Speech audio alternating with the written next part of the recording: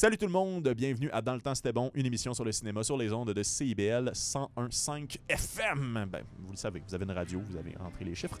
Cette semaine, on parle du film The French Dispatch de Wes Anderson. On en parle avec Guy Saint-Cyr. Oh my god, on a beaucoup d'opinions sur ce film-là. On a beaucoup d'opinions sur Wes Anderson. C'est un épisode chargé, passionné. Ou coup de théâtre, on chiale un peu parce que l'appréciation n'était pas à 100% au rendez-vous, mais on parle aussi d'affaires qu'on a aimé d'amour et qu'on va aimer toute notre vie. Alors, gros love, merci d'être là, on écoute ça, direct que là. Go, go, go.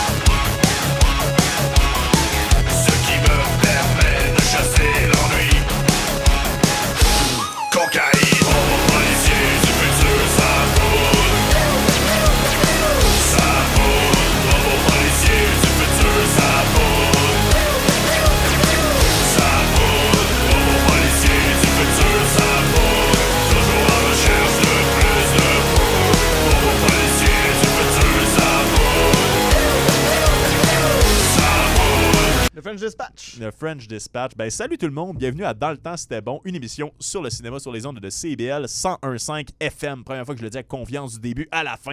Je suis Vincent Descoteaux, le funny boy qui possède trop de VHS et je suis en compagnie de mon chroniqueur maison. On l'adore, il est ici souvent, vous vous en tannez pas. On a d'ailleurs reçu notre premier fan love mail de Ginette qui nous a dit qu'il était bon notre épisode sur Dune. Fait qu'on l'a réinvité. Ouais!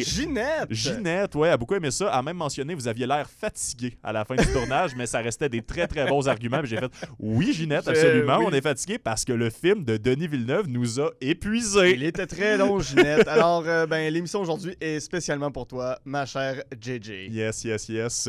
Mais salut Guillaume Saint-Cyr, bon retour parmi nous. Salut mon bel ami Vincent Descoteaux. Alors, comment ça va? Ça va bien. Je suis content dans un beau studio avec des micros qui fonctionnent bien, une console qui marche. On a réglé nos petits problèmes techniques. Absolument. Et on a vu un film, on est allé au cinéma, pas ensemble, malheureusement. Oui, c'est vrai. Malheureusement, tout le temps qu'on passe pas ensemble est une défaite. tout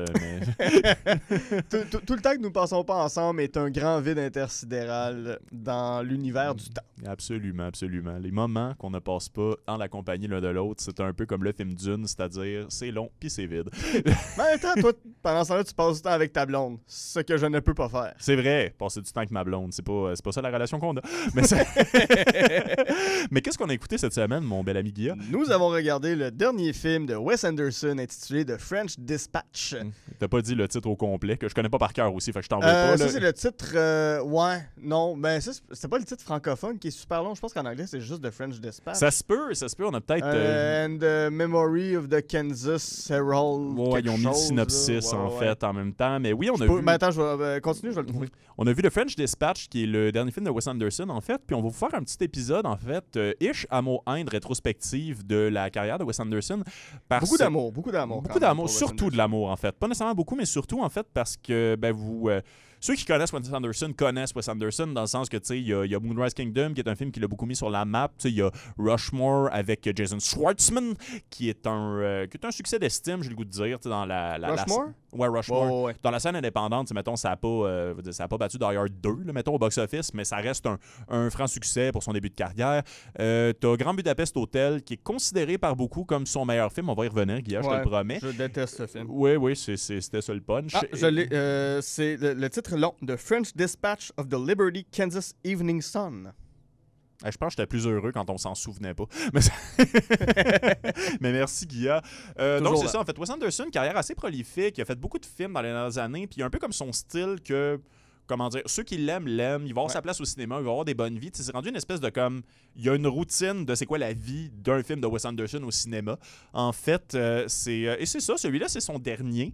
The French Dispatch avec, j'ai le goût de nommer les acteurs, mais c'est littéralement les acteurs que dans tous les films de Wes Anderson, c'est-à-dire Edward Norton, Willem Dafoe, Owen Wilson, Tilda Swinton, Francis McDormand. J'ai failli dire Frank McDonald. Oui, il y a même Edward Norton qui est là un moment donné. Oui, absolument. Les deux nouveaux, si on pourrait... trois nouveaux. Léa Seydoux, je pense pas qu'elle a déjà joué dans un film de Wes Anderson, sauf erreur. Étais-tu dans Grand Budapest Hotel? Peut-être qu'elle faisait une voix dans Isle of Dog, mais non, effectivement, je pense que c'est la première. On va y revenir aussi, en fait, à peut-être, j'ai des petites théories sur la présence de Léa Seydoux. OK. Mais oui, et Guillermo del Toro. Benicio del Toro, effectivement, non, Guillermo, le réalisateur. Le réalisateur n'est pas là, mais je mélange toujours les deux noms. Il écrivait un autre Pacific Rim qui n'arrivera pas. Donc... Puis Timothée Chalamet, le gars qui a l'air le plus... de se préparer pour un biopic sur la vie de Tim Burton. Effectivement, dans ce film-là, c'est très il y a quelque chose qui s'en vient. Là. C'est genre comme il finit ce qu'il fait dans ce film-là, puis après ça, il s'en va tourner Édouard aux mains d'argent dans un univers fictif où il tourne Édouard aux mains d'argent. C'est le deuxième film dont on parle qui met en vedette Timothée Chalamet, d'ailleurs. Oui, effectivement. Puis ça se passe pas bien pour un acteur que je découvre cette année. Puis le pire, c'est qu'il est pas mauvais. Honnêtement, je trouve qu'il y a une présence exceptionnelle sur scène, mais il a participé jusqu'à présent à aucun projet que je n'apprécie. Et j'en profiterai pour dire qu'il ressemble un peu à celui qui fait Jughead dans la série Riverdale, ce qui est jamais une bonne chose. OK, ouais. Excuse-moi, dans ma tête, j'avais Beavis and Butthead dans la tête. Non, on s'en va dans toutes les directions déjà en ce début. Fait qu'on va se recentrer. Essentiellement, The French Dispatch, c'est le dernier film de Wes Anderson, et c'est essentiellement l'histoire de ce qu'il y a dans la dernière édition du magazine The French Dispatch, qui est Bill Murray aussi, qui est dans le film, qui est dans tous ses films, qui est essentiellement un journal qui est en train de se conclure et qui allait disparaître à la mort de son éditeur qui est joué par Bill Murray. Donc, j'ai pas pris la peine de me renseigner si c'était un réel magazine ou pas, mais c'est ça que je me disais aussi. Parce que la ville où ça se passe, Blasé sur Ennui sur Blasé, qui aurait pu être le titre du film et qui risque d'être le titre de ma critique. Mais ça n'existe pas non plus. C'est un petit pari, en fait. Mais c'est essentiellement un film qui se veut être une représentation de qu'est-ce qu'on lirait dans ce magazine fictif en le lisant du début à la fin, ce que personne ne fait jamais en lisant un magazine pour commencer. En fait, c'est 3 articles qui ont été marquants pour le magazine. Un dans les années 50, un dans les années 60, puis l'autre dans les années 70. Effectivement.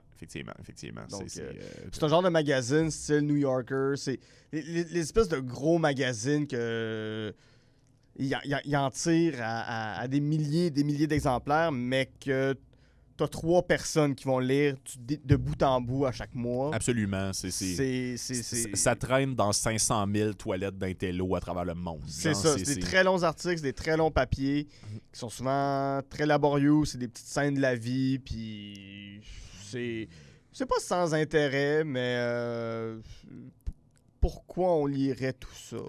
C'est une très bonne question, ce qui m'amène à ma question, mais quoi qu'on s'est un peu trahi. Pourquoi qu'on écouterait ce film-là?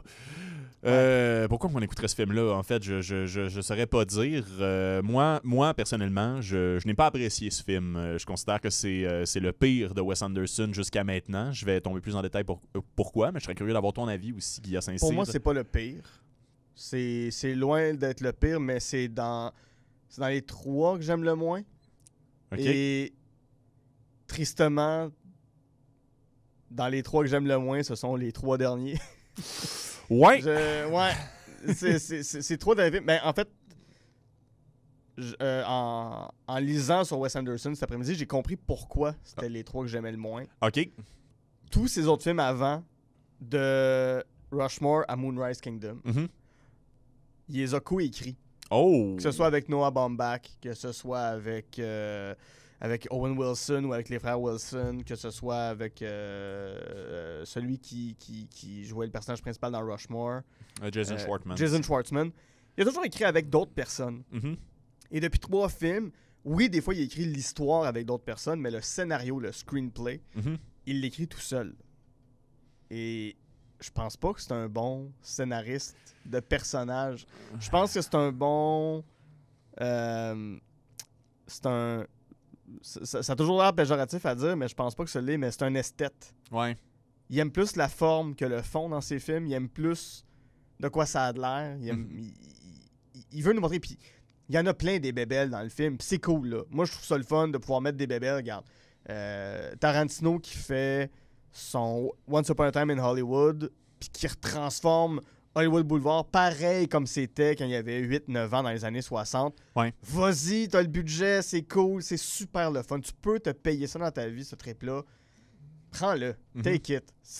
Tu vas tellement avoir du fun. Puis ça a l'air le fun de se promener dans les décors des films de Wes Anderson. Ouais. Mais le problème, c'est qu'il nous arrive avec des personnages que sont vides. Il n'y a rien à dire sur les personnages. À part la première histoire. La première histoire, je l'ai trouvée intéressante. La deuxième, un peu moins. Puis la troisième, je m'en rappelle même pas. Moi non plus. Je sais même pas de quoi ça parlait, la troisième histoire. Je peux pas te le dire non plus, en fait. C'est ça qui est particulier. Ben attends, j'essaie de me rappeler. T'as celle de Benicio del Toro, qui est la deuxième, si je me souviens bien. Non, la première, c'est del Toro. Ben, la première, techniquement, c'est Owen Wilson qui se promène. Là. Fait que oui, pour nous présenter la ville. Ce que j'ai trouvé cool, je sais pas où ils l'ont tourné, mais ça a l'air d'un mini Paris. Là. Même à un moment donné, on voit la carte de la ville. C'est exactement la carte de Paris avec la Seine qui traverse au milieu puis tout ça, mais c'est... En fait, si tu me permets de te couper, c'est juste parce qu'il y a un mini-lien qu'on peut faire avec l'épisode qu'on a tourné la semaine passée avec Anthony Deschamps où on parlait de Last Night in Soho. Ouais. C'est quelque chose qu'on a trouvé vraiment intéressant dans Last Night in Soho que j'ai pas retrouvé, mais ma foi, pas du tout dans The French Dispatch. C'est des fois, il y a soit des époques ou des lieux qu'on glorifie un peu. Genre, je reprends le classique parce que ça arrive très souvent avec Paris, en fait, ou la France, mais plus précisément Paris. Vous avez sûrement déjà vu ça. Vous écoutez un film qui se passe à Paris, toutes les fenêtres de tous les appartements, on voit tout le temps Tour Eiffel. Mettons, genre, c'est ça. Il y a souvent une espèce de vision magnifiée d'un lieu ou d'une époque. Puis dans Last Night in Soho, en fait, il nous présente un peu, même à travers le personnage, les années 60, à quel point on les voit comme une décennie magique où ce que tout pouvait arriver. C'est une vision très Austin Powers. Excusez, si j'avais plus de culture, j'aurais un meilleur exemple, mais c'est ça pareil. Puis au final, ça a des défauts. Ça a de la violence, ça a des choses, puis je trouvais ça le fun qui amène ça. Mais t'as vraiment... C'est gluant dans The French Dispatch à quel point, OK, Wes Anderson, tu aimes la France, mais comme... C'est zéro humanisé. Puis je sais que c'est pas ça qu'il fait. Je veux dire, je suis pas le premier. C'est une France... ça se passe autant en France que... Amélie Poulain se passe à Paris. Ouais, non, exactement. Mais tu sais, moi, c'est le genre d'affaire qui me tape un peu ses nerfs. J'ai le droit de rire de ça. J'ai été exactement ce gars-là. Mais comme de glorifier autre chose, se faire tatouer des mapmondes, ainsi de suite. Puis comme, j'ai un tatou de mapmonde, c'est pour ça que j'ai le droit de dire ça. Mais comme, tu comprends ce que je veux dire? Là, tu parles de la France, puis après ça, c'est comme, ouais, la France, cool pays, ça parle français. C'est comme, hey, la France, hey, leur viennoiserie. Sais-tu pas? Oui, c'est ça. Comme, vous savez que moi, le matin, je peux me lever et de mon appartement, de mon hôtel particulier, je descends les marches, je descends l'escalier, je salue Madame Cointard et je vais me prendre un croissant. Un croissant. À la boulangerie du coin. Je salue Monsieur Roblochon. J'embarque sur ma Vespa et je me rends au café du coin. Et que vois-je sur la terrasse? Plusieurs cabots. Non, mais il y a ce moment-là dans le film où c'est carrément la nuit, tous les chats sont présents sur les toits de la ville. T'es comme... Oui, c'est beau. Mais les chats reviennent pas. Mais je demande pas à Wes Anderson d'être réaliste. C'est ça l'affaire. Non, c'est ça, parce qu'aucun de ses films l'est. Mais je demandais pas ça dans... Comment dire? Je demandais pas ça dans Moonrise Kingdom non plus. On va aller dans tous les sens, encore une fois, dans cet épisode-là. Puis pourtant, c'est Moonrise est un film que j'aime d'amour, sincèrement. C'est mon préféré. Mais c'est... moi aussi, mais c'est juste le principe que, OK, univers fucked up, symétrique, des constructions de plans, OK. Puis il y a tout le temps ça dans les films de Wes Anderson, une espèce de 20 minutes où comme, voici comment le film va se passer. Puis une fois que ça s'est fait, voici des humains qui interagissent dans les règles qu'on vient de passer du temps à établir. Mais dans The French Dispatch, puis ça m'énerve, tous les segments, on dirait que 90% du temps qu'ils ont, c'est juste à établir le nouvel univers à chaque fois. C'est tout le temps, mettons, genre, bon, révolution. Parce que, encore une fois, en France, leur révolution, sont-ils pas délicieuses? Il y a quand même un gag qui m'a vraiment fait rire, c'est quand le personnage, justement, de Bill Murray, dès le début, on apprend qu'il est décédé. Puis à la fin du film, il y a son cadavre sur son bureau, dans une espèce de petit sac, là, puis il y a juste sa tête qui dépasse. Puis... Quelqu'un a dit pourquoi la morgue n'est pas venue le chercher parce que la morgue est en grève. J'ai fait ça c'est très Paris. Ça c'est très la France. Bravo. Ça c'est très drôle. Ça j'ai fait OK oui mais pourquoi c'est pas plus des moments comme ça dans le film? Pourquoi c'est pas plus des petits segments où Il y a beaucoup de clichés en fait tant qu'elle est là. Même en fait l'angle avec Monsieur Nescafé que j'ai détesté ce gag là. Excusez. C'est Nescafier. j'ai encore plus le goût de me battre. Mais oui, ça m'énervait tout le long. Je suis comme... C'est parce que tu le sais qu'il y a une compagnie qui s'appelle Nescafé. C'est pas comme si c'était une compagnie qui n'existait pas aux États-Unis. Non, c'est ça. Puis je sais que c'est un produit aussi, Nescafé. Je sais que c'est quelque chose. Je sais que c'est un des produits les plus... c'est une des compagnies les plus nocives qui existent sur Terre aussi. Aussi, puis il arrête pas de braguer aussi. Excusez-nous, on est en train de faire un éditorial. Il arrête pas de braguer que c'est les plus écologiques parce qu'ils ont Georges Clooney. Mais non, mais tu sais, c'est de un, c'est déconcentrant. Puis de deux, tu sais, c'est ça. Genre, ils tombent vraiment beaucoup dans les clichés de c'est quoi un film français avec de la nudité qui est un peu gratuite, soyons honnêtes. Ouais. C'est très male gaze par vous. Là, oui, exactement. Puis comme t'as un peu l'excuse de Wes Anderson est ouvertement homosexuel, en fait, ça a toujours été... il me semble que oui. Sa femme, puis non. Ah, pour vrai? Ben oui, il est pas gay. Tabarouette. Bon, ben excusez, je me suis fait prendre avec des fake news. c'est... On va peut-être couper ça, peut-être le garder. Il y a qu'on verra.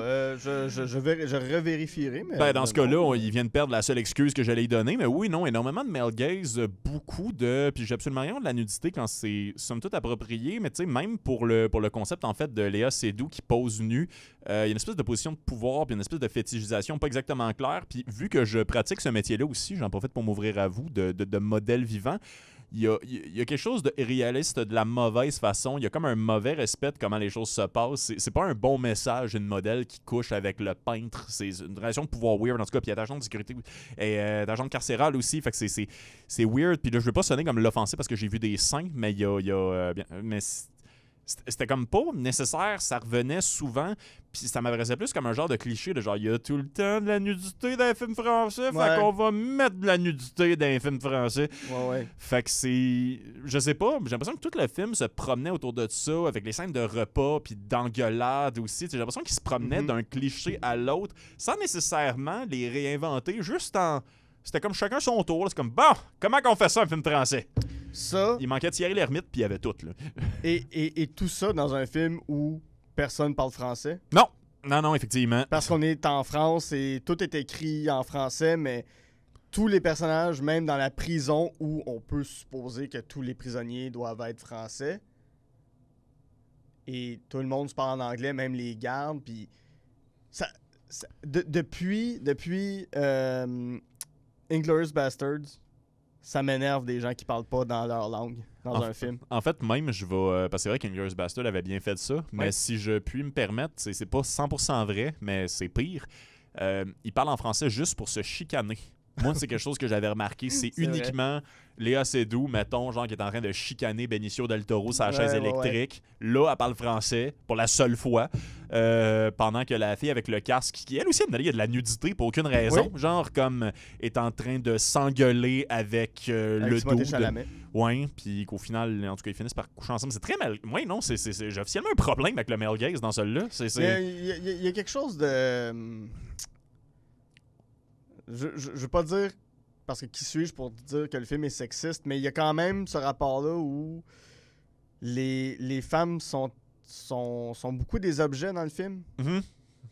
Ben, littéralement, là, en fait. Là, c'est, Ouais, le personnage de Léa Seydoux, c'est la muse, puis c'est l'image de la muse qu'on convoite, qu'on contemple. Puis mon Dieu, une chance qu'elle est là, cette muse-là. La journaliste comme un peu plus âgée, qui est jouée par Frank McDormand, c'est ça qui essentiellement sert à... Parce que l'article qui était supposé sortir, elle le sort jamais. Fait qu'au final, elle enlève la virginité à bon vieux Timothy pour après ça convaincre une autre fille de coucher avec aussi. C'est ça, pour que lui devienne un héros révolutionnaire à un certain point. Exactement. De façon un peu bouffonne en plus. Là. Ouais, les misérables, les chums. Excusez, là, puis, la pile de chaises m'a fait penser à ça. Dans la troisième histoire, c'était une petite fille ou c'était un petit gars? C'est un petit gars. Un petit gars? Fait qu'il n'y a pas vraiment de femmes dans la deuxième histoire. Oui, t'as les prostituées. Il y avait des prostituées, tu vois, regarde, mon cerveau a complètement effacé. Non, mais on s'en torche. Oui, c'est vrai. Je trouve ça drôle en plus parce que t'en as parlé un peu tantôt. Du sexe. T'en as parlé un peu tantôt, mais esthétiquement, t'as quand même une utilisation de... non, j'ai été positif pendant 2 secondes, mais genre comme... excusez, là, à la radio, ça doit pas être agréable de m'entendre m'ostiner avec moi-même sans finir aucune phrase, là, mais c'est pas moment... juste à la radio. Ouais, mais t'as un moment d'animation, en fait, très les triplettes de Belleville. Ça ou du Blake et Mortimer mis en animation. Oui, effectivement. Et c'est très français, encore une fois, mais tu sais, les Tripes de Belleville, en fait, j'en parle parce qu'il a été nominé aux Oscars, en fait. Donc, il a peut-être même gagné, si je me souviens bien. Je pourrais pas dire. C'est film d'animation de l'époque. Là, oui, non, mais ça, je sais, j'ai vu, mais je me que souviens pas si ça avait gagné ou pas. Pixar n'était pas ce qu'il était. Mais bref, c'est ça, c'est que la France est connue pour ça aussi, puis c'est intéressant visuellement. Tu sais, genre, je peux pas dire le contraire, mais ça a quand même pas rapport. Non, mais c'est que toute cette séquence-là, il aurait pu la faire en vrai, sauf le dernier plan de de la séquence animée. Parce que. Le câlin ça... Hein? Le père puis le fils qui se prennent dans leurs bras? Non, ou... ça c'est en vrai. Oui, non, il l'a en animé aussi, puis c'est bien joli. Okay. Non, c'est que t'as une voiture qui. Je suis fasciné qu'on a vu le film hier, puis genre, comme ça prend 2 humains pour se rappeler de ce qui se passe là-dedans. Là. Non, c'est que t'as une voiture qui tombe d'une genre de balustrade. Oui, avec le lutteur. Oui, puis il y a une explosion, je sais plus trop quoi. Ça, je comprends qu'il l'ait pas filmé, parce que c'est pas ce genre de film-là que Wes Anderson veut faire nécessairement. Non, effectivement. C'est pas. Je gâcherai pas de punch en disant que c'est pas Transformers, là. Non, vraiment pas.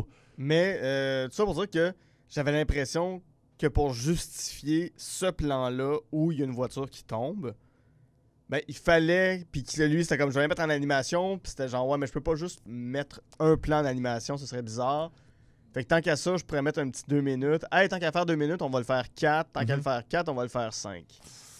Ben, c'est tirer la sauce, comme dirait M. Nescafé. Ouais. Mais tu vois, je pense, à la rigueur, est-ce que j'aurais plus apprécié French Dispatch s'il avait tout été fait comme ça?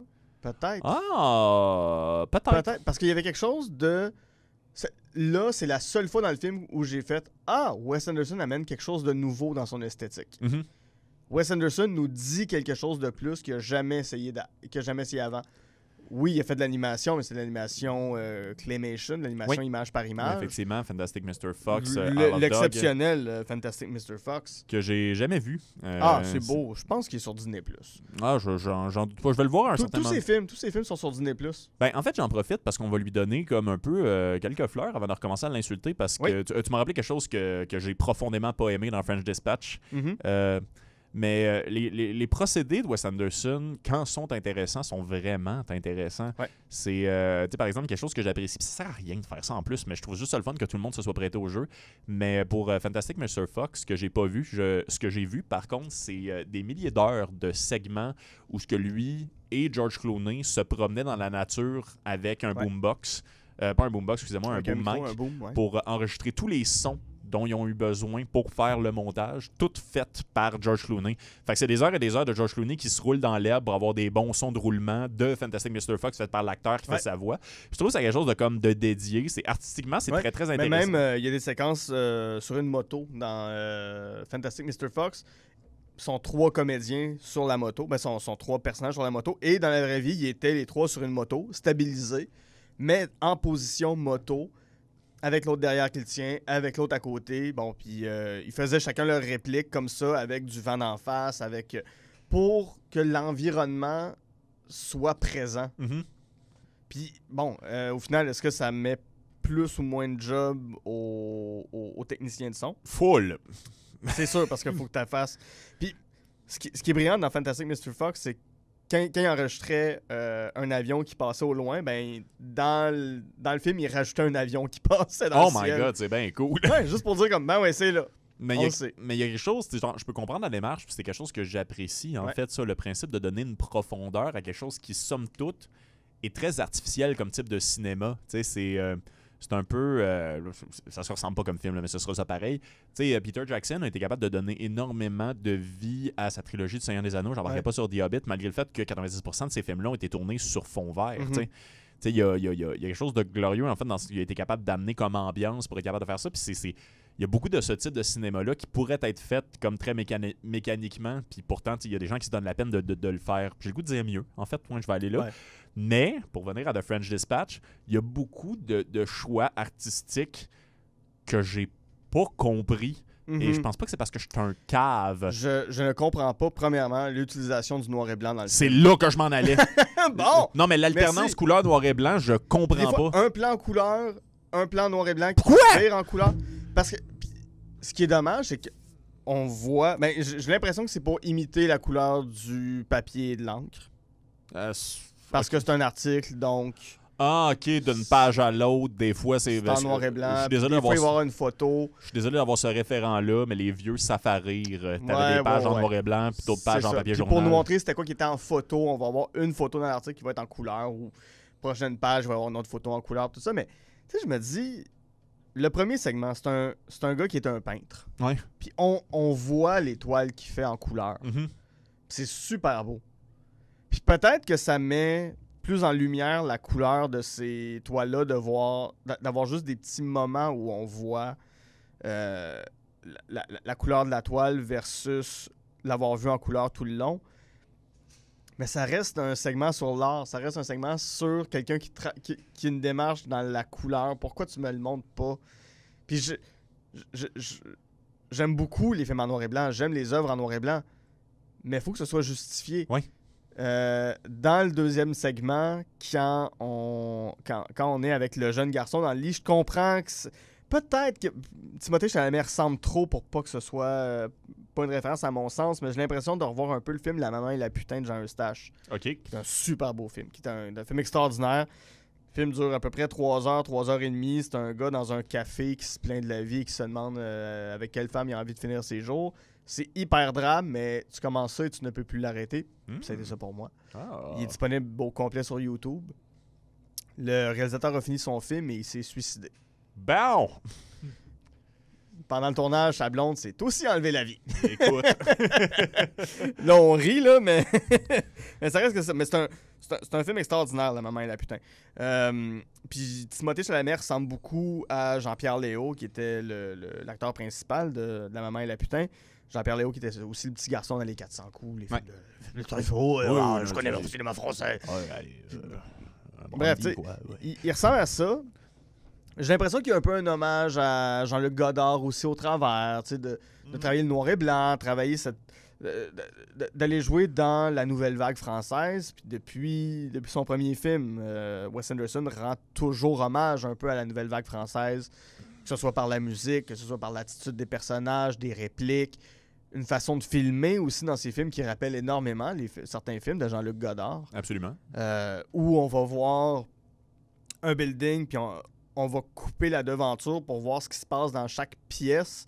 Je crois que c'est dans Tout va bien qu'il y avait un plan exactement comme celui-là, qui a repris plus tard dans Life Aquatic with Steve Zissou, où on voit une coupe en deux du sous-marin. Il le refait ici avec un avion dans le ciel au début. Bon, il le refait souvent. Mais c'est juste que là, j'étais comme...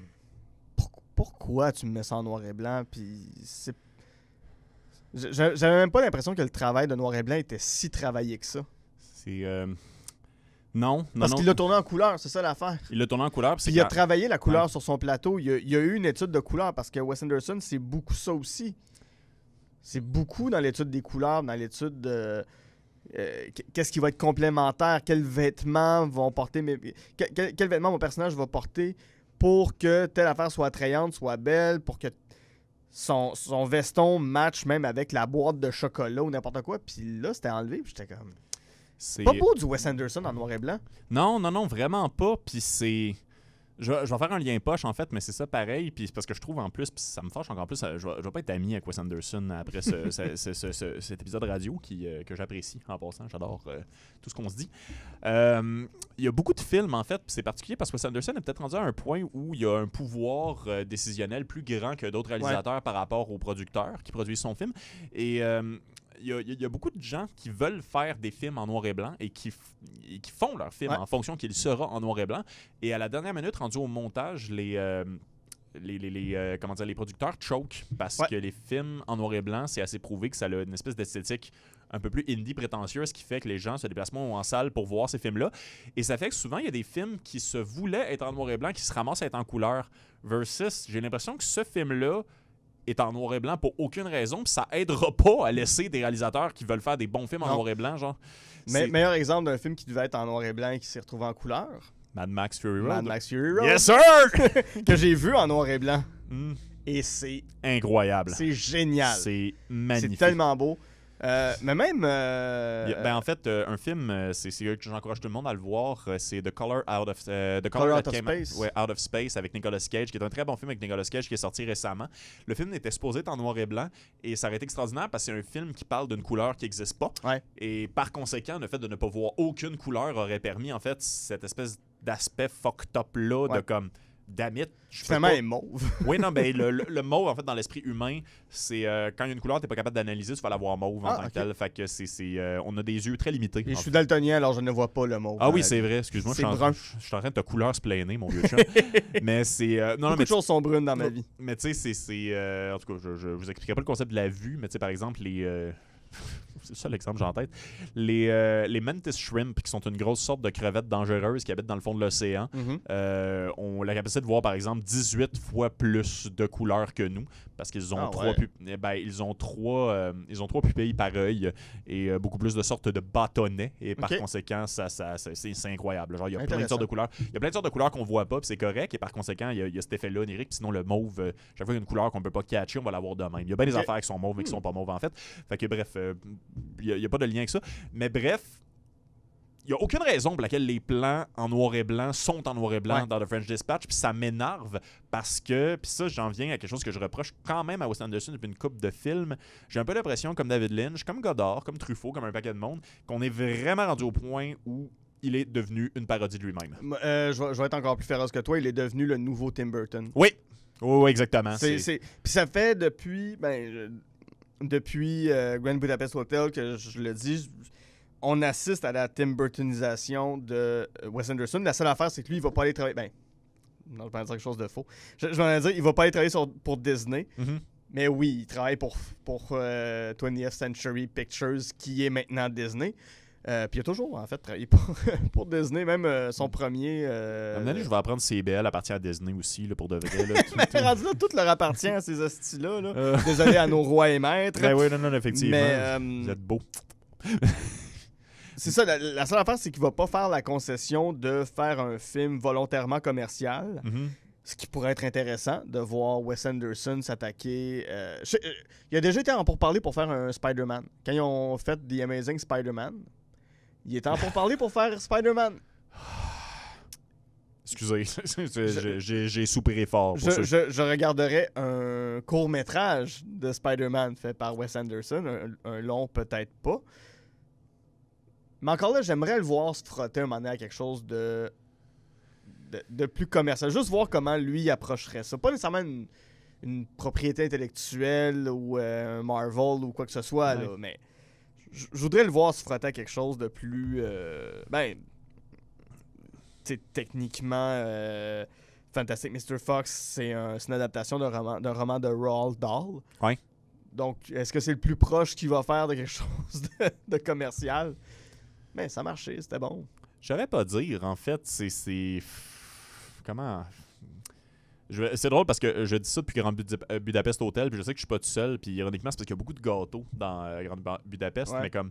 moi, dans la vie, Guillaume Sincère, t'aimes le gâteau. Oui, et ma partie préférée d'un gâteau, c'est le glaçage. Oui. Mais je mangerais quand même pas un gâteau fait en glaçage. Ouais. C'est que du glaçage à cette heure, Wes Anderson, pour de vrai, là, puis ça fait longtemps que c'est juste ça. I Love Dog, on peut aller là directement si tu veux. Vas-y. Bon, on peut les faire à rebours, les films. Si tu veux, on peut partir de... Là, on a fait French Dispatch pas mal. On peut partir... On pourrait, en effet. Ça pourrait être un bon moment pour le faire, mais comme effectivement, en fait, je vais aussi établir les récurrences, en fait, parce que Wes Anderson a un style qui est très... comment dire... Ce type de réalisateur-là, c'est-à-dire c'est souvent les mêmes personnes qui vont jouer. Ouais. C'est vraiment comme une gang. Puis une façon de dire les dialogues de Wes Anderson aussi. Oui, absolument. Il y a quelque chose de très artisanal, de très, très faux, de très coloré. C'est très établi, c'est théâtral. Limite, c'est un peu expressionniste, dans le sens, c'est les gens jouent gros. Les gens comme ont pas des personnages particulièrement bien définis. Ils jouent plus l'idée d'une émotion qu'une émotion, genre. Et il travaille tout le temps avec le même monde. Ouais, et donc, c'est ça. En fait, The French Dispatch, c'était pas mal une compilation de ce qu'il a fait dans les dernières années et de ceux qui veulent encore travailler avec lui. Je dis pas qu'il est désagréable, c'est juste qu'il y a des personnes qui se sont un peu séparées avec le temps. Jason Schwartzman part et revient souvent. Oui, exactement. Mais tu sais, genre, Jason Schwartzman, il fait un peu comme... C'est le genre d'acteur qui fait whatever the fuck Jason Schwartzman wants to do. Là. Fait que c'est ça. I Love Dog, c'est un film que j'avais été voir au cinéma avec un ami Maurice, puis on y croyait comme beaucoup. Puis pourtant, je suis pas un fan de stop motion en général. Je trouve il y a beaucoup de monde qui utilise le stop motion comme, vu que c'est super dur à faire, c'est comme très ironique ce que je vais dire, mais une excuse pour pas se forcer. Parce que c'est très dur à monter, c'est très long à monter. Si vous demanderez aux gens qui ont fait Mouvement de luxe. C'est des tournages de 2-3 ans. C'est un long métrage, c'est 2-3 années de travail. Ça n'a pas de sens, mais ça donne souvent des scénarios un peu vides. Vous irez au bat pour m'insulter. Vous pouvez écrire à CBL pour me dire que j'ai tort, mais je trouve que James et la pêche géante, ça n'a pas de calice de sens. C'est pas le meilleur. C'est pas c'est pas Nightmare Before Christmas. Je suis pas fan de lui non plus. Mais moi j'adore Nightmare Before Christmas, mais tu sais... Pour les autres auxquels je peux penser, Corpse Bride, c'était pas très bon. Coraline, j'ai trouvé ça pas pire, mais ça m'a trigger pour plein de raisons, là, mais c'est... C'était hot. Oh non, je sais, j'aime pas quand on joue avec des aiguilles dans les yeux. Fait que c'est juste ça. Mais oui, c'est exceptionnel. Il y a moyen de faire des bons trucs, mais c'est ça. I Love Dog, pour commencer, je trouve que la qualité du film est égale à la qualité du jeu de mots dans le titre. Oui. Puis je veux dire, si vous l'avez entendu, c'est Isle comme Island of Dog, mais si tu dis vite, ça sonne comme I Love Dog. Ouais. Et ça, dans vos chars, vous devez être crampérette. C'est de la bonne comédie comme ça se fait pas sur la radio communautaire en général. Fait que bref, c'est ça. Imaginez 2 heures de ça animé. C'est ça, là. C'est essentiellement pas grand-chose qui se passe. C'est pas si beau. Ouais. Genre, tu sais quoi? Je vais même en rajouter une couche. Tu te souviens de l'époque où Woody Allen se faisait offrir un gros pactole d'argent pour aller tourner dans un pays quelconque. Oh my God, oui! La terrible conséquence de Vicky Cristy Barcelona, où que genre comme il est devenu une agence de tourisme. Oui, c'est ça, exactement. Ben, là, Wes Anderson vient de faire son film parisien. Avant ça, il a fait son film, entre guillemets, japonais, parce que I Love Dog se passe au Japon. Effectivement. Il y a un haïku à la fin. On capote. Comment? Il y a un haïku à la fin. Il y a un haïku, puis il y a quand même une belle séquence animée d'un gars qui fait des sushis. Là. Oui, absolument. C'est bien animé, c'est pas la question. C'est juste honnêtement plate. Grand Budapest Hotel, c'est son film des Alpes, là, son film autrichien, mettons. Autrichien, exactement. Où ça yodel aux 3 secondes. T'es-tu en train de me dire qu'il y a un From Rome with Love qui s'en vient? Non, il l'a fait. C'est un court-métrage qui se passe à Rome. Oui, celui avec Nathalie Portman. Non, ça c'était à Paris. Ah oui, c'est vrai, excuse-moi. C'était à Paris, mais non, c'était une publicité de Prada, je pense, qui se passait sur une grande place. Ok, pour ceux qui nous écoutent à l'audio, je suis pas surpris. Ça, l'affaire, c'est que Wes Anderson va pas aller faire un Marvel, mais si tu lui donnes assez d'argent pour vendre du Prada, il va le faire. Ben oui, mais c'est très comme... Moi le dire, rendu là, c'est très commercial ce qu'il fait. Oui, auprès de certaines personnes, oui. Là, ça me fait beaucoup penser à du David Lynch dans une certaine mesure, dans le sens que, c'est parce qu'il a rendu sa propre marque de commerce aussi. Dans une certaine mesure, comme je mets vraiment l'accent là-dessus, sur le fait qu'à un moment donné, David Lynch a compris que d'être fucké, ça avait quelque chose de payant pour lui, mais à un moment donné, il est devenu comme l'idée qu'il avait de lui-même étant fucké. Genre, mettons, vous écouterez Inland Empire si vous êtes game à amener, mais c'est insupportable. Ouais. Mais c'est... Après Mulholland Drive, ouais, c'est vrai que c'est moins intéressant. Puis, mais c'est pour ça qu'il a arrêté, en fait. Oui, effectivement. C'est qu'il a compris aussi qu'il était rendu sur sa propre caricature. J'ai l'impression. Mais Wes Anderson n'arretera jamais. Là. D'ailleurs, je citerai Andy Samberg, une année qui animait les Independent Movie Awards, puis qui a fait « Je suis désolé, Wes Anderson pourrait pas être là ce soir. Il a pogné un accident quand un de ses 14 foulards s'est pogné dans son très vieux vélo et il est rentré dans une pile de machines à écrire. » Sur une petite toune d'Alexandre Desplat. Oui, absolument. C'est avec Charlotte Cardin. Avec Charlotte. Charlotte Gainsbourg. Oui, Charlotte Gainsbourg. Charlotte Cardin faisait autre chose. Oui, c'est ça. Mais ouais, fait que ça, j'ai l'impression qu'il est juste dans une vague de je vais faire des films qui se passent quelque part. Ouais. Puis ça va être l'idée que je me fais en tant que gars du Texas qui était intello de ce que c'est ces places-là. Ouais. C'est pareil comme visiter le musée des enfants au musée de l'histoire canadienne à Hull. Prop, je viens de là. Mais ouais, c'est très factice comme vision de ces endroits-là. C'est très... c'est ça. Non, ça ne ressemble plus à ça. C'est très digérable. Tu sais, genre, c'est très idée préconçue, rassurante, en fait, par rapport. Puis c'est quelque chose de simpliste. Tu sais, en fait, je vais maintenant lui lancer des fleurs parce que moi, il y a un film que j'aime beaucoup. Je pense que toi, tu l'as pas vu, à moins que je te mélange avec ma... Ah, ok, excuse-moi, je t'ai mélangé avec ma blonde, ce qui est intéressant. Mais c'est... Écoute, ordonne ce que tu me dis sur moi et ta blonde. Est-ce que... Oui, le film de Royal Tenenbaum. Ouais, je l'adore. J'ai revu il y a 2 semaines. Ah, génial. Ben, moi aussi, je l'ai réécouté, en fait. Puis c'est un film que j'aime vraiment beaucoup. C'est un film, en fait, où à l'époque, les gens avec qui ils travaillaient, c'était pas nécessairement tout le temps eux autres. Il y a beaucoup d'affaires qui se sont établies avec ce film-là, mais c'est aussi un film qui traite de la dépression. Outre le fait que ça se passe dans une maison fucked up, c'est asymétrique. C'est un film qui traite de dépression, puis c'est un film dont la soundtrack a été 100% composée de gens qui ont vécu la dépression et qui ont écrit ces tunes-là dans une période dépressive. T'as même une scène particulièrement culte avec Luke Wilson qui rase sa barbe et ses cheveux.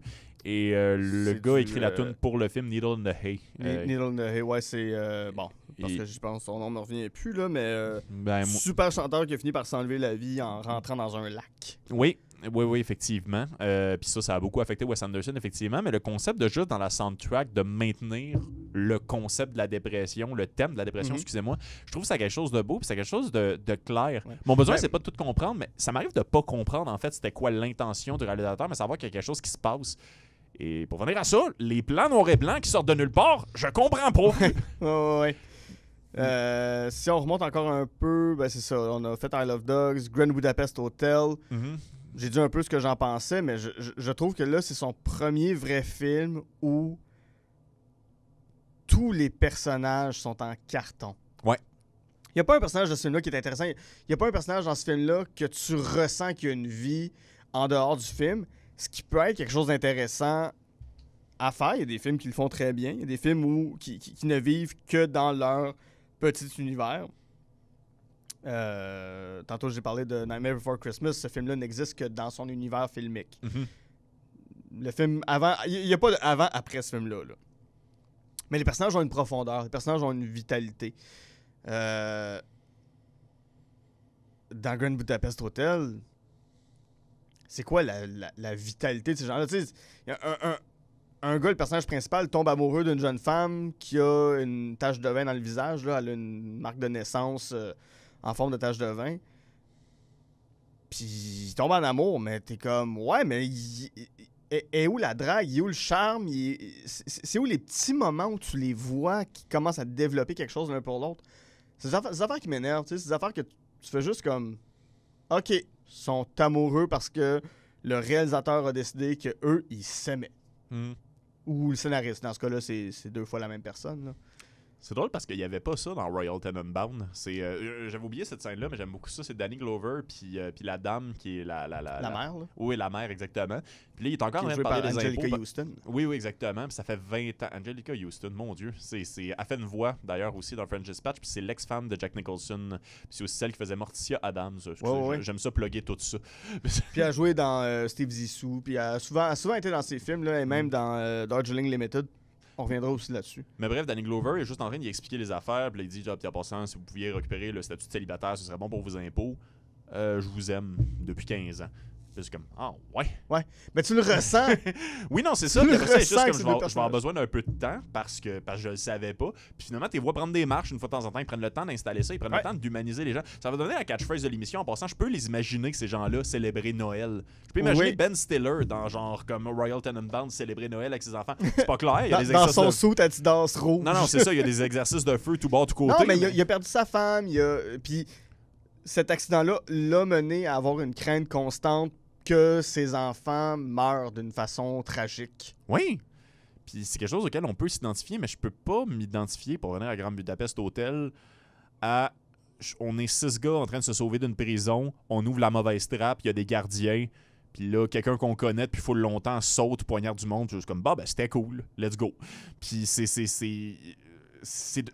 ouais, je sais pas, Wes Anderson a me donné...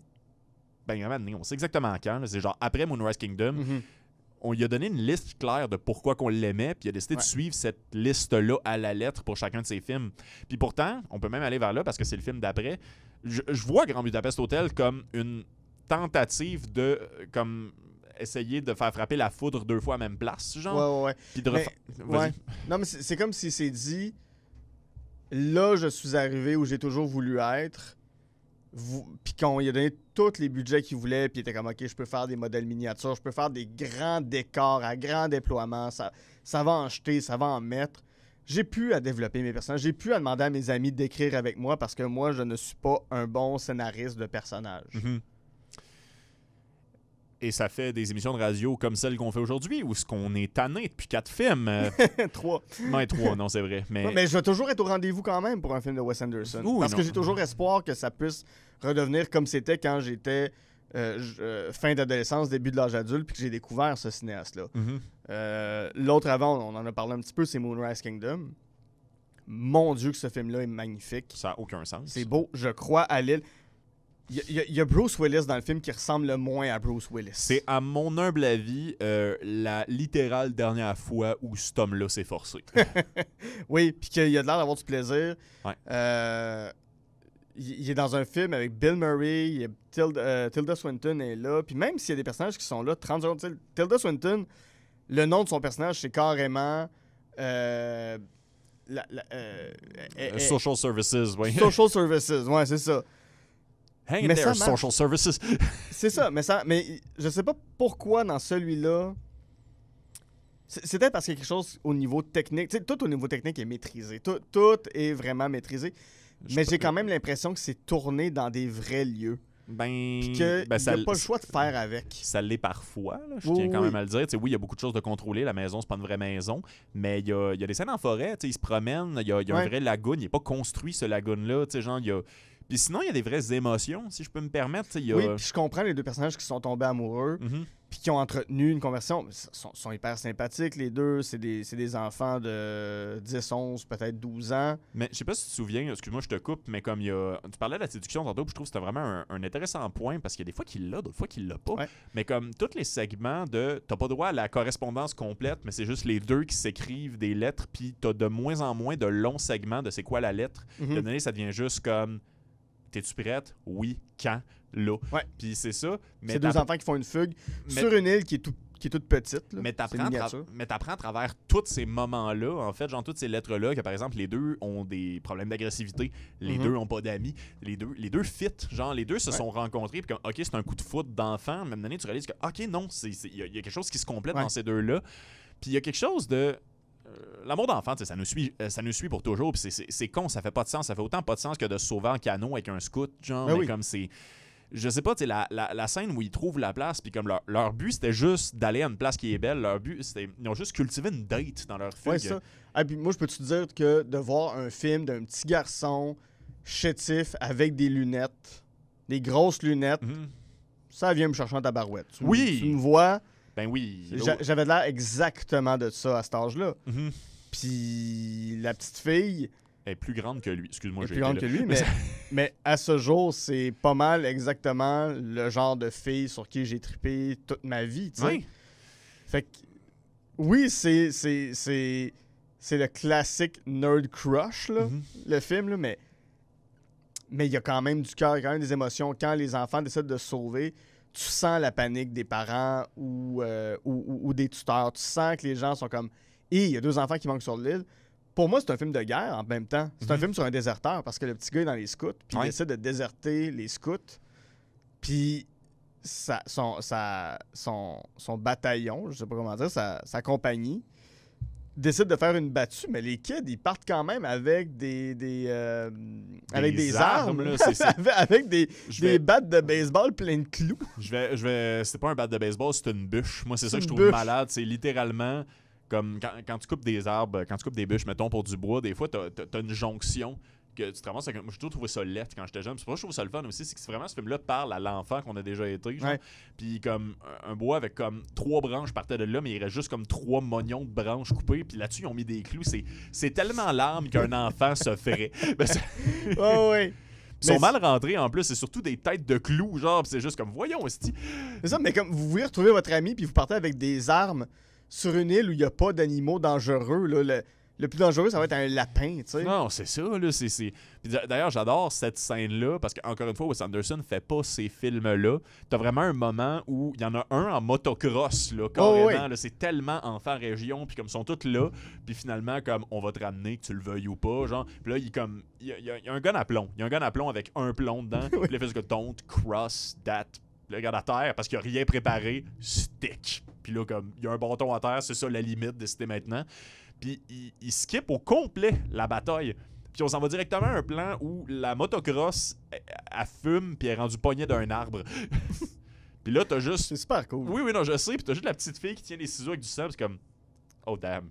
They were right. I do go berserk. Puis là, c'est juste comme... Ben oui! Ben oui. Mais j'avais pas besoin de voir ça.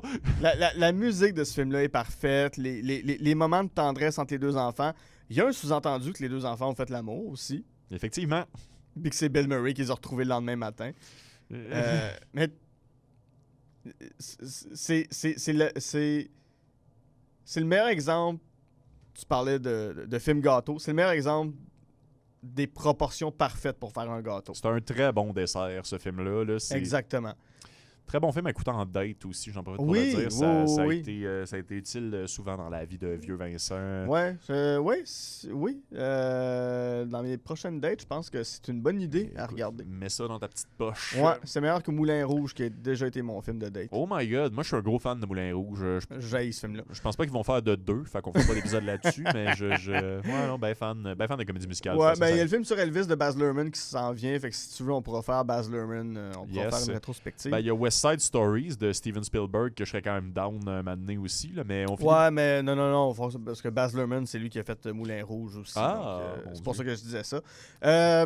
Avant ça, c'était The Fantastic Mr. Fox, qui est mon autre préféré de Wes Anderson. Ben, je vais te laisser en parler parce que je l'ai pas vu, malheureusement. C'est un film d'animation basé sur un roman de Roald Dahl. Roald Dahl qui a écrit James et la pêche géante, qui a écrit my God, parce que Mathilda. Oh mon entre Dieu. autres. Il écrit toujours des histoires pour enfants avec des enfants qui se retrouvent en énorme danger, à l'exception de Fantastic Mr. Fox, où c'est un monsieur qui s'appelle Renard qui s'habille, tiens, exactement comme Wes Anderson. 14 foulards. 14 foulards.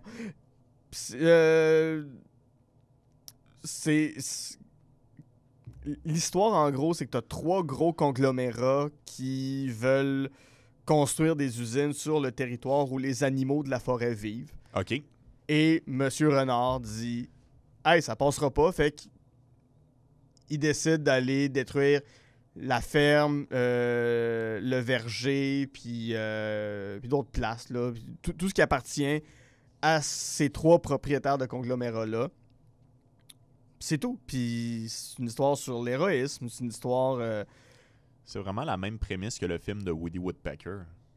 Ah, ben oui, mais qui est arrivé plus tard, Woody Woodpecker. Ouais, c'est aussi pas vrai, c'est un gag que j'ai fait. Ok, non, mais ils ont fait un film de Woody Woodpecker il y a genre 1 an ou 2 de ça. Ouais, ben j'aime juste ça plugger ça, mais c'est excusez, parce que...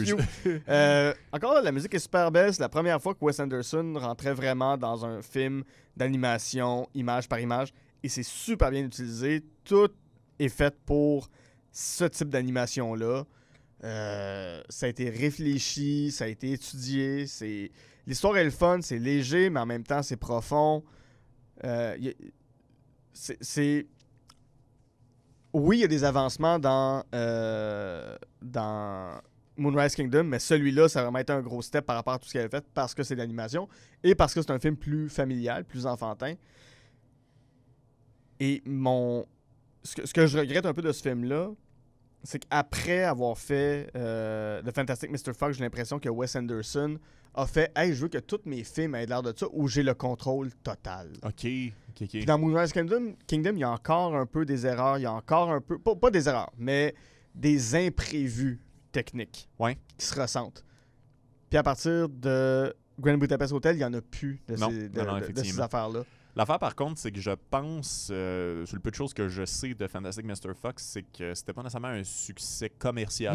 C'était un succès critique. Versus Moonrise Kingdom, qui ne se voulait pas être un succès commercial, en a été quand même un énorme. Parce que ça n'a pas coûté si cher que ça, Moonrise Kingdom, de mémoire. Je pense que c'était quelque chose comme un budget de 30 millions de $, ou ce qui est rien là en passant. Ouais, puis ça il a fait pas loin, il a fait genre 90, quelque chose comme ça. Plus que ça, en fait. 90, c'était local en tant que tel, si je me souviens bien. Mais je pense qu'il y a pas rien comme 300 millions de $, en fait, à travers le monde. Il y a eu une belle vie au Canada, ça je peux te le confirmer, en France aussi. Coup de théâtre aussi. C'est des films qui pognent en France. Mais oui, non, absolument. Il y a pas une espèce de statut populaire où ils ont réalisé que c'était rentable. Puis Grand Budapest Hotel, je pense qu'il a fait pas loin de 400 millions au box-office mondial. Oui, ça a été énorme. Ça, c'était un gros succès. Fait qu'il y a une espèce de concept. I Love Dog, non plus, c'est pas un succès, c'est pas un échec commercial. En fait, non, pour de vrai, il y a beaucoup de monde qui l'aime, ce film-là, mais encore une fois, c'est... Je sais vraiment qu'on sonne pas élitiste ici, là, ça se veut. Pour ceux qui n'étaient pas clairs, on sacrerait moins si on voulait pas rendre comme la critique cinématographique accessible, là, mettons. Là, je pense que tout le monde peut avoir une opinion. Une opinion ne vaut pas plus qu'un autre. Juste, ça donne, nous, ils nous ont dit oui pour parler dans un micro, là, mais bref, il y a... Je sais pas, moi dans ma tête, comme Wes Anderson est artistiquement poussé comme La Matrice est fuckée. C'est genre comme je parle de La Matrice 3 là, genre ça l'est pas tant que ça finalement. Non, ça l'est pas tant que ça. C'est très accessible. Ça reste très accessible, ce qui est pas mal nécessairement, mais ça vient une espèce de prétention de genre je suis tellement ouvert sur l'art parce que j'aime tous les films de Wes Anderson. C'est très facile d'aimer du glaçage, c'est très facile d'aimer Wes Anderson, il y a pas tout le temps des tonnes de choses à comprendre nécessairement. Tu te rappelles l'époque où Tim Burton fait des films fuckés. Weird. Fuckés, le genre. Puis comme le film avec le plus beau message ever, c'était Big Fish, genre, ce qui est problématique à plein de niveaux. Là, mais en tout cas, mais bref, j'ai l'impression que les films de Wes Anderson vont quand même continuer de pogner parce que ça donne une espèce de valorisation puis une accréditation d'intelligence d'apprécier ces films-là. Mais je vais quand même défendre Beck et Ongle qu'il n'y a pas de substance dans... ça fait 3 films qu'il n'y a pas de substance. Puis French Dispatch en particulier, ça m'énerve. Si au moins c'était basé sur un peu d'histoire, ça, genre comme un petit peu de biopic, de quelque chose de...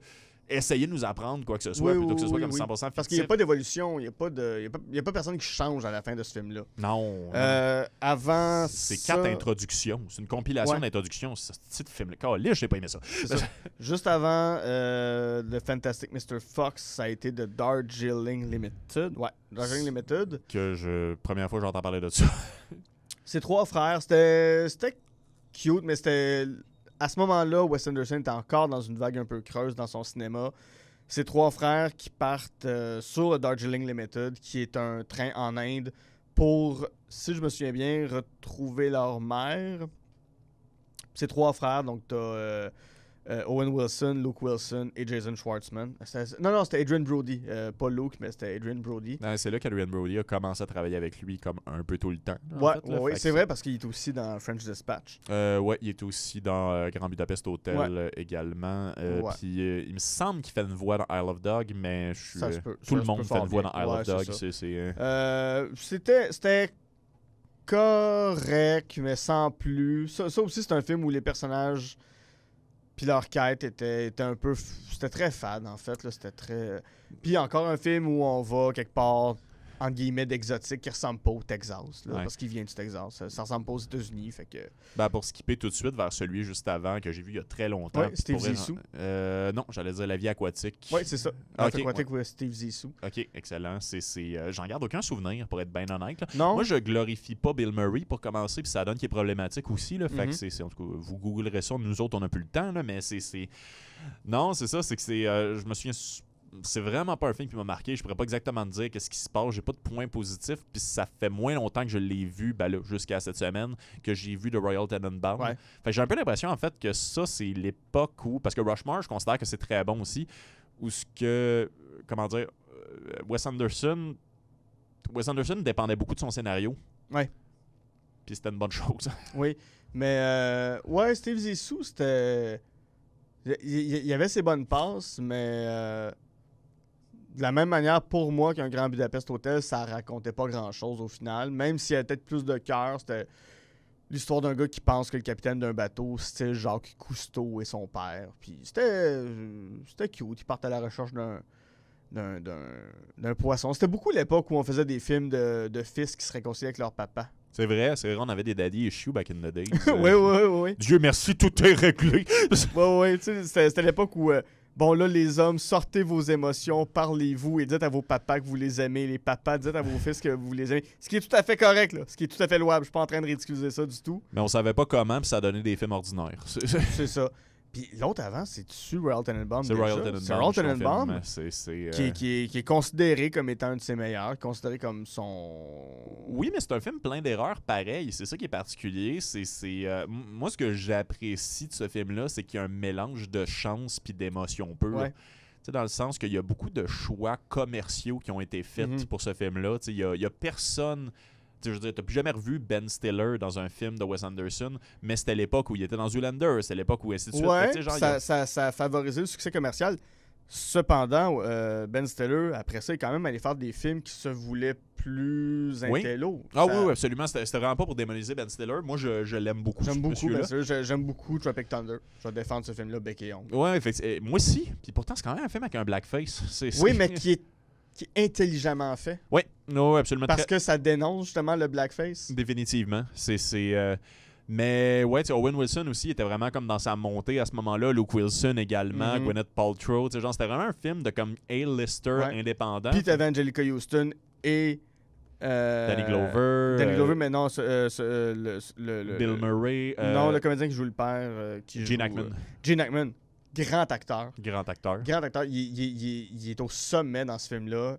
Puis même si c'est des personnages qui sont un peu des marionnettes, qui sont encore là, beaucoup tirés à gros traits, ils ont une humanité. Ils ont quelque chose auquel on croit.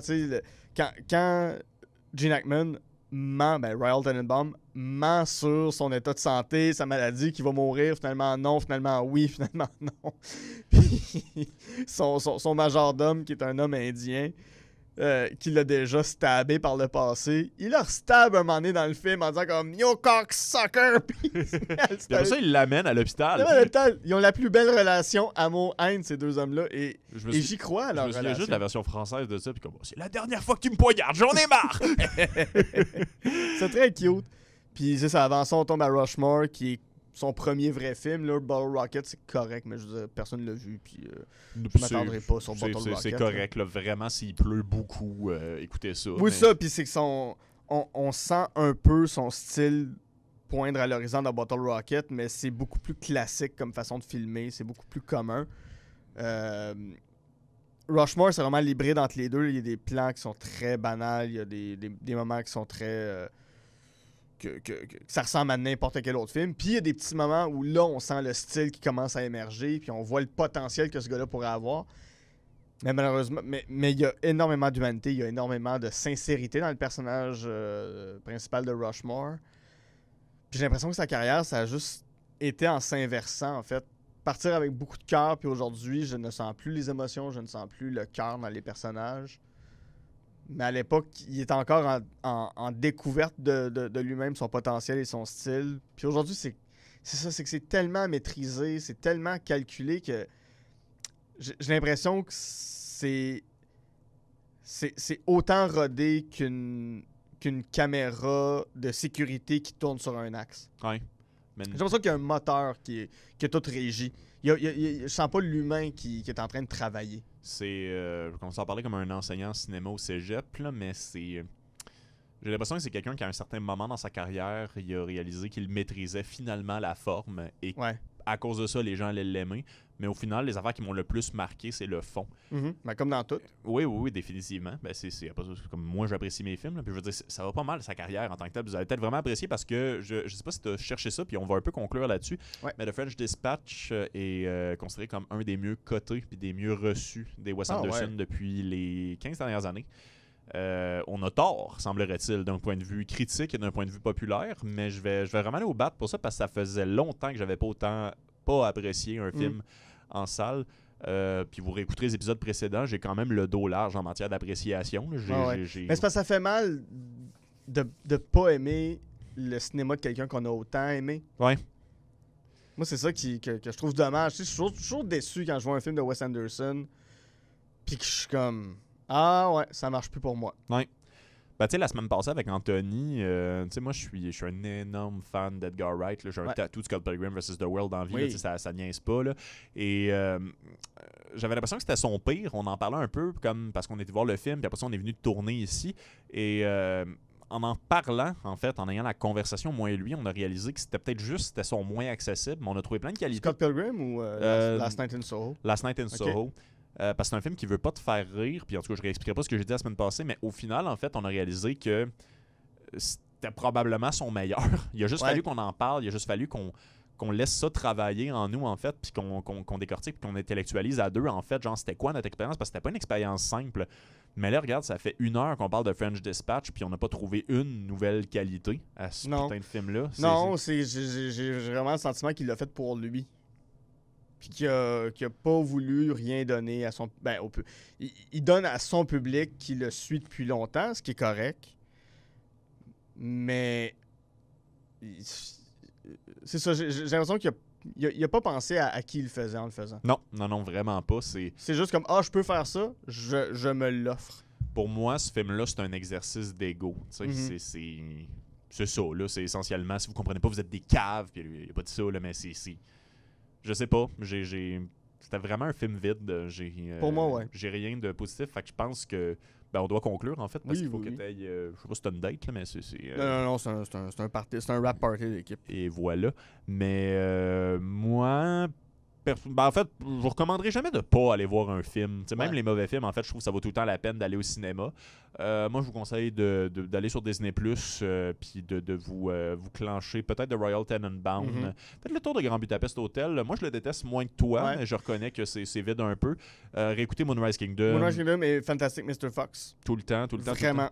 Mais French Dispatch, comme si vous faites un marathon en ordre de comme appréciation de Wes Anderson, je dirais que ce serait comme le 7e ou le 8e. Là. Ou si vous avez jamais vu un film de Wes Anderson, vous avez aucune idée de quoi ça a l'air, regardez 15 minutes de ce film-là, ça va être bien correct. Ça va être en masse. Non, effectivement. Mais de toute façon, les segments font que c'est 4 histoires. 4 histoires bien ordinaires pour de vrai. Fait que ceci était... Dans le temps, c'était bon sur Wes Anderson. On sonne triste, mais en fait, c'était bien le fun. Merci beaucoup de t'être prêté au jeu, Guillaume Saint-Cyr. C'est toujours un énorme plaisir de venir ici avec toi, mon bel ami Vincent. Écoute, on te réinvitera. En fait, la saison achève. Fait que des fois, j'ai l'impression que j'abuse un peu de toi parce que t'es ici souvent. Non, je suis venu 3 fois, c'est tout. Non, je sais, mais j'adore ton opinion aussi. C'est bien le fun. Puis t'es la personne que je connais qui va le plus au cinéma et tu le fais parfois avec moi. Fait que ça, c'est le fun. La semaine prochaine, on va recevoir Pierre-Luc Racine, en fait, pour parler grand ami. Oui, grand ami, bon boy, pour parler de Ghostbusters, le nouveau. On risque d'attaquer un des anciens. Je dis ancien, pas nécessairement d'un plus vieux. En tout cas, on verra. Vous allez voir. Parce que vous êtes sexiste et misogyne. Non, parce qu'on apprécie les scénarios qui sont pas improvisés. C'est Seigneur. En tout cas, bref, on vendra pas de punch, mais bref, on fait ça. Et la semaine d'après, c'est le dernier épisode de la saison. En fait, on va prendre une petite pause parce que CIBL, ils nous payent pas. Puis des fois, j'ai besoin de... C'est fête. De me ressourcer. Ben oui, fêtez la fête que vous voulez. On sait pas encore. Vous pouvez nous écrire en passant. On lit tous vos messages. Salut Ginette. Salut Ginette. Cet épisode est encore pour toi. Merci beaucoup. En fait, c'était bien touchant. J'ai été ému dans ma cuisine quand j'ai reçu le email. Fait que c'est ça. Mais pour le dernier épisode, j'hésite parce qu'il y a des bons films qui sortent. Il y a Belfast que j'aimerais ça couvrir possiblement, mais il y a Aline avec Sylvain Marcel. Ça, j'aimerais ça venir pour Aline. Ben, j'aimerais ça que tu viennes aussi pour Aline. Comme un de mes amis, je suis all-in pour Aline. Ben là, on peut pas topper ce jeu de mots-là. On n'a pas le choix. Alors, c'est maintenant dit. Le dernier épisode sera sur Aline. Yes, sir, avec Guillaume Saint-Cyr. Je l'ai maintenant dit en ondes, alors ça sera ça. Oh my God. On change Non, c'est pas sur Céline, c'est sur autre chose. C'est vrai. On change tout le temps. Une petite fille de Château-Guy. Mais c'est... son père s'appelle Anglomar dans le film. Oh, Seigneur Dieu, j'ai tellement hâte, juste que j'ai bien du mal à comprendre quel film va nous rendre nostalgiques par rapport à fucking Aline. Possiblement le film parce qu'elle a joué la prof de guitare couture, l'actrice qui joue pas Céline. Donc, on verra. En tout cas, bref, il reste 2 épisodes. Merci beaucoup l'écoute. Merci CIBL. Merci MR82 pour la toune de générique. Et on vous dit à la prochaine. Ciao, ciao. Bye.